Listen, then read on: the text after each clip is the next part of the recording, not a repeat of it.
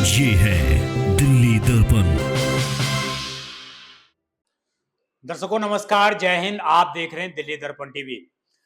दर्शकों, जब हमारे घर में बच्चे जो हैं टॉम एंड जेरी का गेम खेलते हैं, देखते हैं, तो आपके मन में भी एक सवाल आता होगा कि आखिरकार ये चूहे बिल्ली का खेल कहाँ कहाँ हो सकता है। तो ये चूहे बिल्ली का खेल इन दिनों जो है दिल्ली एमसीडी के अंदर हो रहा है।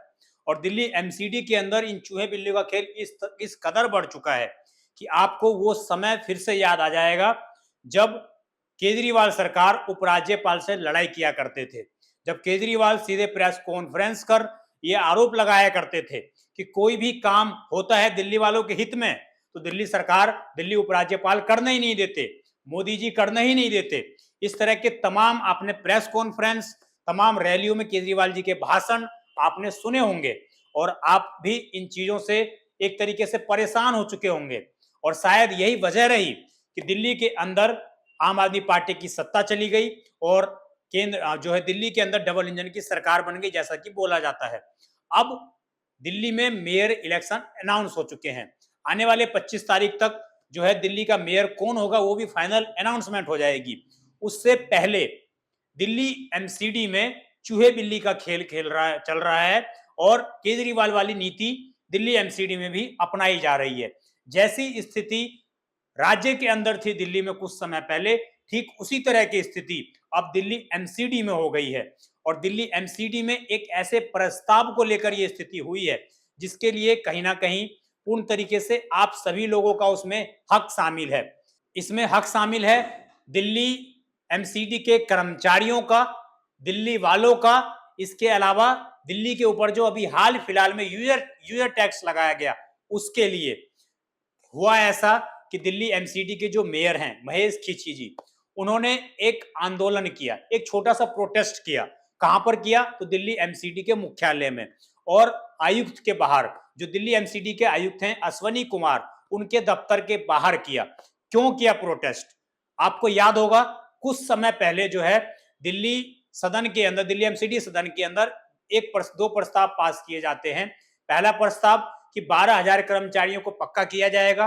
दूसरा प्रस्ताव कि जितने भी दिल्ली के अंदर हाउस टैक्सेस हैं उनको माफ किया जाएगा और उनके ऊपर जो है जो 150 गज के जो प्लाट वाले हैं उनका टैक्स माफ कर दिया जाएगा। जो 100 गज से लेकर 500 गज वाले प्लाट वाले हैं उनका हाफ कर दिया जाएगा। जो सोसाइटीज के लोग हैं उनके 25% टैक्स जो है माफ कर दिए जाएंगे अगर वो 2024 और 25 का जो है टैक्स जमा कर देते हैं, हाउस टैक्स।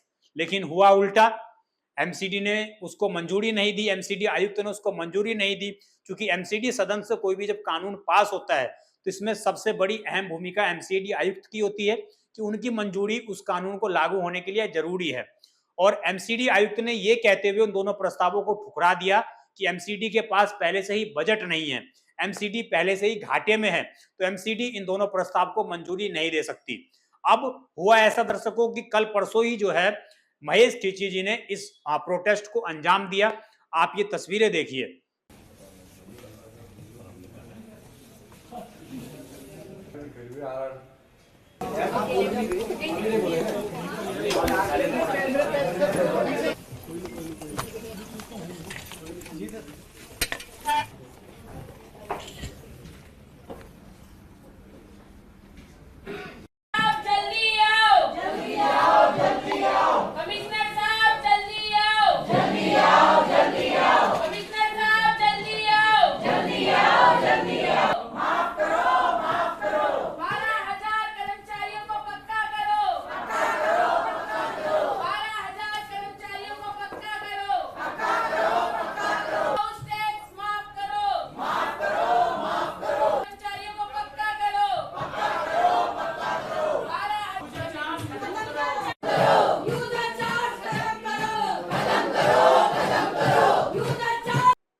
जिसमें साफ तौर से आप देख रहे होंगे कि किस प्रकार महेश खीची एमसीडी के आयुक्त के दफ्तर के ठीक बाहर प्रोटेस्ट करते हुए नजर आ रहे हैं।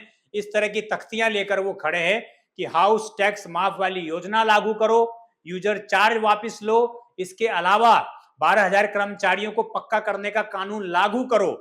तो अब दर्शकों स्थिति ठीक वैसे ही हो गई होगी, आपके सामने तस्वीर ठीक वैसे ही स्पष्ट हो गई होगी कि कहीं ना कहीं ठीक वही खेल दिल्ली सरकार वाला खेल दिल्ली एमसीडी में भी चल रहा है। इन प्रोटेस्टों के माध्यम से ये समझ में आ जाता है कि दिल्ली एमसीडी में जैसी स्थिति दिल्ली सरकार और उपराज्यपाल के बीच में थी, ठीक उसी प्रकार की स्थिति दिल्ली एमसीडी में दिल्ली मेयर और दिल्ली आयुक्त के बीच में है। आयुक्त ये नहीं चाहते एमसीडी के कर्मचारियों को पक्का किया जाए क्योंकि उसके पास फंड नहीं है, और वो ये भी नहीं चाहते कि हाउस टैक्स माफ किया जाए क्योंकि उनके पास फंड नहीं है, और यूजर चार्ज इसलिए लगाया क्योंकि एमसीडी को पैसा चाहिए, और पैसा जो है हाउस टैक्स के इस बार जो आया नहीं। हमने आपको लास्ट टाइम बताया था कि हाउस टैक्स इस बार बहुत ही कम न्यूनतम स्तर पर जो है पहुंच गया। जो 300 करोड़ का कभी हाउस टैक्स आया करता था वो इस बार महज 200 करोड़ के आसपास रह गया। तो निश्चित रूप से एमसीडी को कहीं ना कहीं बड़ा नुकसान हुआ। और इस प्रोटेस्ट में सिर्फ महेश खीची की पार्टी शामिल नहीं है, सिर्फ आम आदमी पार्टी शामिल नहीं है, जिसमें बीजेपी जो राजा इकबाल हैं, नेता सदन के एमसीडी सदन के जो नेता विपक्ष हैं, उनकी तरफ से भी प्रोटेस्ट किया गया। उनकी तरफ से भी ये बोला जा रहा है कि महेश खीची, आप जो यूजर चार्ज लगाए गए हैं वो वापस ले लीजिए, आप एमसीडी कमिश्नर के आदेश को निरस्त कर दीजिए। परंतु महेश खीची जी ऐसा कुछ भी नहीं कर पा रहे हैं। ना कोई उसके बाद सदन बुलाया गया, ना ही कोई चर्चा की गई कि यूजर चार्ज कैसे खत्म किया जाएगा। और चूंकि अब तो है इलेक्शन की डेट भी अनाउंस हो चुकी है, तो अब वो कुछ कर ही नहीं सकते हैं।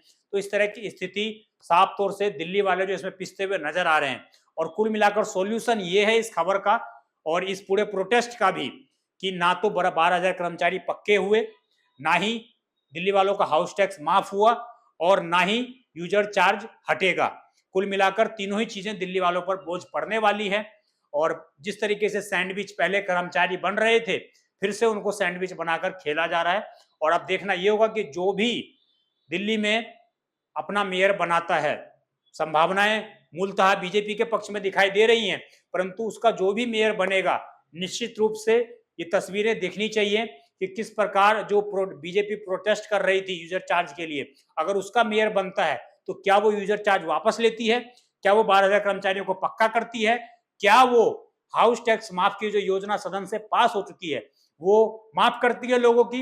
ये बड़े सवाल है। और देखना यही होगा कि दिल्ली में अगर ट्रिपल इंजन की सरकार बनती है तो क्या ये सारे जो एमसीडी ने पहले फैसले ले रखे हैं ये लागू, जो भी सरकार जिसके भी मेयर बनेगा वो लागू कर पाते हैं या नहीं कर पाते हैं, या सिर्फ और सिर्फ ये राजनीति रह जाएगी और दिल्ली वालों का इस तरीके से अहित होता रहेगा। इसी तरीके से दिल्ली वालों का मखौल दिल्ली एमसीडी के सदन में उड़ाया जाएगा और सिर्फ वोट लेने समय उनका हाथ जोड़ा जाएगा।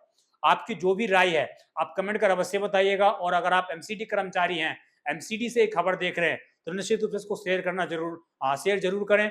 और जो भी आपकी राय हो, जो भी आपके सवाल हो, कमेंट अवश्य करें। आप देखते रहें दिल्ली दर्पण टीवी। मैं विजय ठाकुर, धन्यवाद।